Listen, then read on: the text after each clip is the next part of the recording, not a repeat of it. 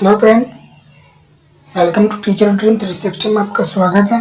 तो फ्रेंड, मैं आज फिर से आपके साथ उपस्थित हुआ हूँ सीडीपी क्लास के साथ। तो फ्रेंड, चैनल को सब्सक्राइब करना, बेल आइकन को प्रेस करना और फ्रेंड के साथ शेयर को लिंक करना।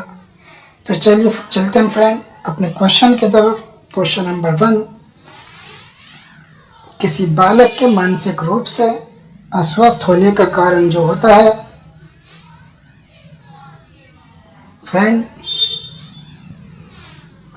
परिवार का वातावरण, कक्षा का वातावरण, पड़ोस का वातावरण या उपरोक्त सही। तो फ्रेंड, मैं आपको बताता हूँ, किसी बालक के मानसिक रूप से अस्वस्थ होने का जो कारण होता है वो परिवार का वातावरण होता है, कक्षा का वातावरण होता है, पास पड़ोस का वातावरण होता है। तो इसका जो करेक्ट ऑप्शन होगा वो ऑप्शन होगा ऑप्शन नंबर डी, उपरोक्त सभी इसका राइट आंसर होगा। चलते हैं फ्रेंड अपने नेक्स्ट क्वेश्चन की तरफ।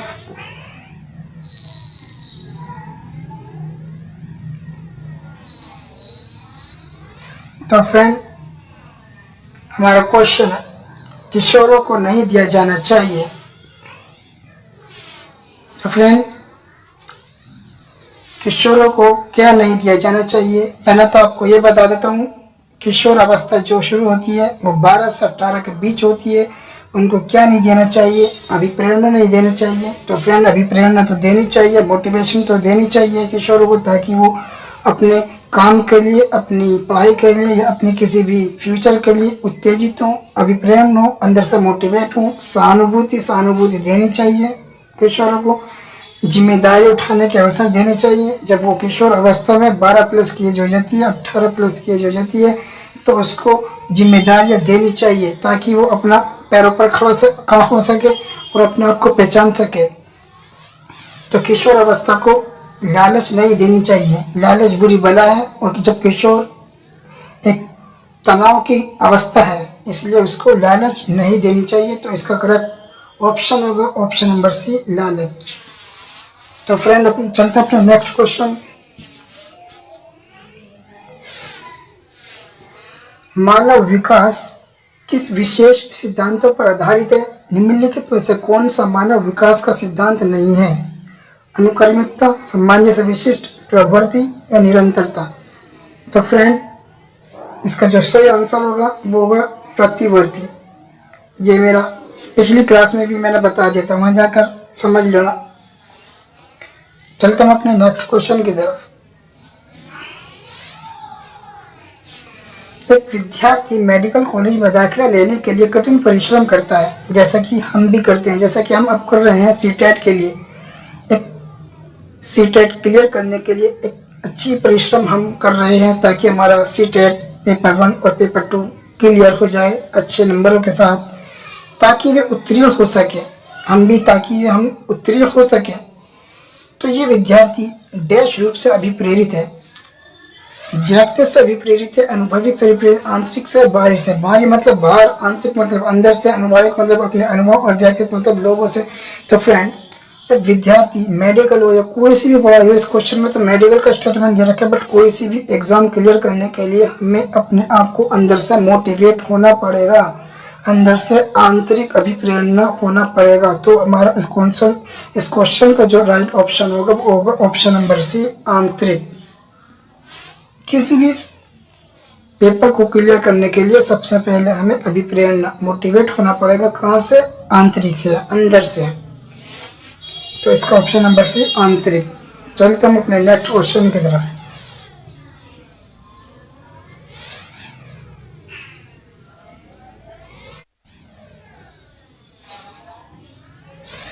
उपलब्धि, अभिप्रेरणा।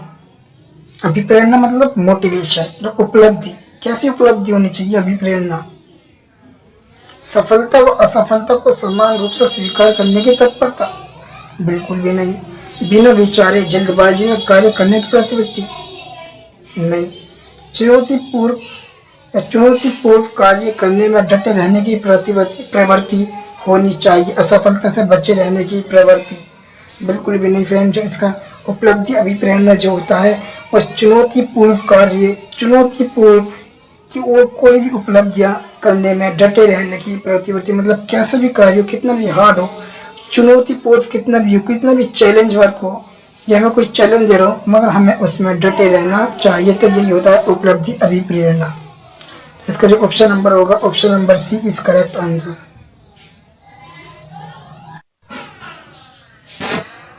रमेश और अंकित की जो सामान्य बुद्धि लब्धि 120 है। रमेश अंकित से 2 वर्ष छोटा है, मतलब रमेश और अंकित की जो सामान्य बुद्धि है वो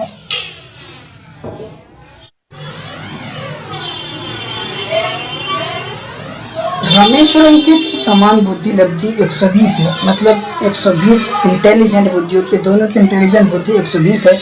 रमेश अंकित से 2 वर्ष छोटा है, और रमेश जो है वो अंकित से 2 वर्ष कितना छोटा है, और अंकित की आयु कितनी है, 12 है।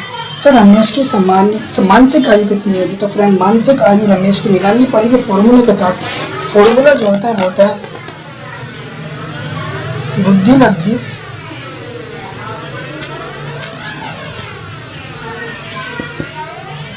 मैं शॉर्ट में लिख रहा हूँ फ्रेंड,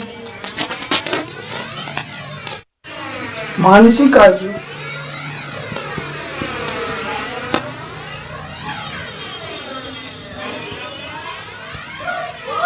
अपॉन वास्तविक आयु।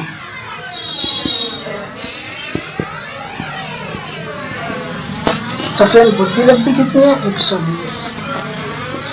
मानसिक आयु में निकालनी है, वास्तविक आयु हमारी कितनी है, 12 वर्ष की, 2 वर्ष छोटा है, तो कितनी 10। तो फ्रेंड हमें ये निकालनी है, तो इसको पूछा देना भैया 120 और इंटू 100, इधर इंटू 100, 120 इंटू 10, और जिस वजह का हमारा नीचे इक्वल टू ये क्वेश्चन मार्क, 2 0 से 1 0, 2 0 कैंसिल, तो जो हमारी एज आई वो है 12। तो हमारा राइट ऑप्शन है 12 वर्ष।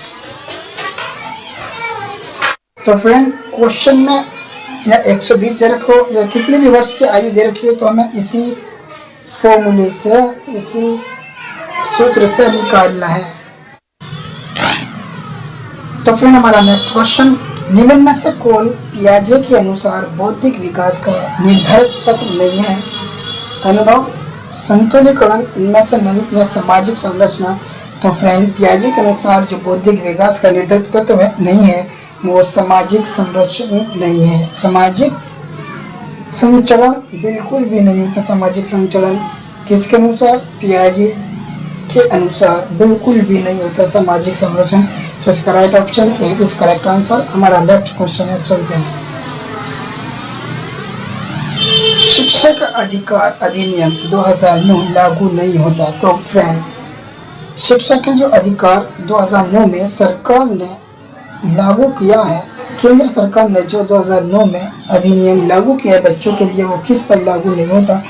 निश्चित बच्चों पर, 6 से 14 वर्ष के आयु के बच्चों पर, 14 से 18 वर्ष के आयु के बच्चों पर, या बच्चों की नियमित उपस्थिति। तो फ्रेंड सरकार ने शिक्षक अधिकार अधिनियम 2009 में जो लागू किया था, वो 6 से 14 वर्ष के बच्चों पर लागू किया था। इसमें निश्चित बच्चे भी आ जाते हैं, इसमें नियमित उपस्थित बच्चे भी आ जाते हैं। तो 14 से 18 वर्ष की आयु के बच्चे बिल्कुल भी नहीं आते। तो इसका option C is correct answer.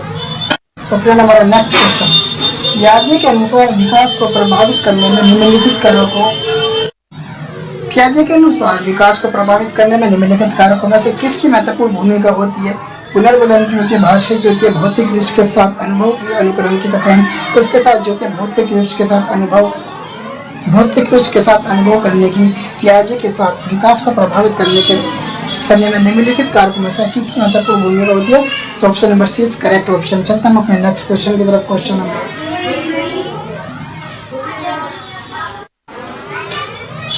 किसने यह दावा किया कि सभी भाषाओं में होने वाले कुछ सार्वभौमिक गुण जन्मजात होते हैं? BF स्किनर ने कहा था, अल्बर्ट बंडोरा ने कहा था, नॉन चॉम्स्की ने कहा था, AC टॉलमैन ने कहा था। तो फ्रेंड नॉन चॉम्स्की ने ये स्टेटमेंट दिया कि सभी भाषाओं में होने वाले जो कुछ सार्वभौमिक गुण वो जन्मजात से होते हैं। किसने कहा? नॉन चॉम्स्की का ये स्टेटमेंट है।